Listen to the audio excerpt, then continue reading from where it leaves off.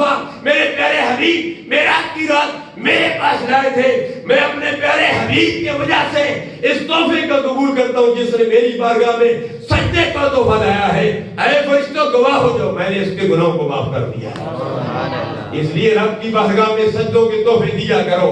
رات آ رہی ہے معراج کی رات کو یہ تحفہ رب ذوالجلال کی بارگاہ میں پیش کرنا.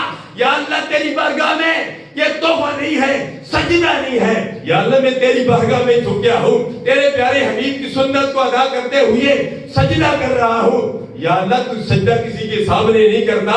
یا اللہ تیری بارگاہ میں جھکیا ہوں. یا اللہ تو کرم فرما دے. جب سینہ چہکانے چمن سے سینہ چہکانے چمن کا ملاپ ہو جائے گا, بات بن جائے گی, رب ذوالجلال فرشتوں سے فرمائے گا اے فرشتوں دیکھو معراج کی رات آ گئی ہے, بندہ میری بارگاہ میں جھک گیا ہے, گڑ گڑا کر رو رہا ہے.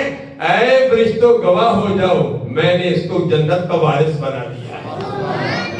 تو رب ذوالجلال نے فرمایا پھر میری طرف سے بھی تحفہ لے لے. اے میرے پیارے حبیب تو میرے لیے تحفہ لایا ہے جو میرے پاس نہیں ہے.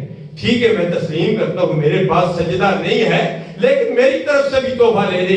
التحیات للہ والصلوات والطیبات السلام علیکہ ایھا النبی ورحمۃ اللہ وبرکاتہ, السلام علینا وعلی عباد اللہ الصالحین. اے میرے پیارے حبیب ساری عبادتیں ریاضتیں سب کچھ جو ہے جب میرے لیے ہے, جب تو میرے لیے تحیات للہ والصلوات والطیبات کی صورت میں میرے لیے تحفہ لایا ہے, اے میرے پیارے حبیب میں میری طرف سے بھی تحفہ لے لے.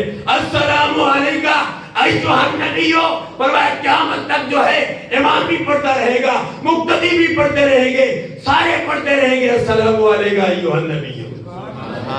فرمایا صرف امام مقتدی مسجد خوشبو مدینہ میں نہیں پڑھیں گے, اے میرے پیارے حبیب تیرے گنبد خضرا کے سامنے بھی جا کر پڑھیں گے الصلاۃ والسلام علیک یا رسول اللہ.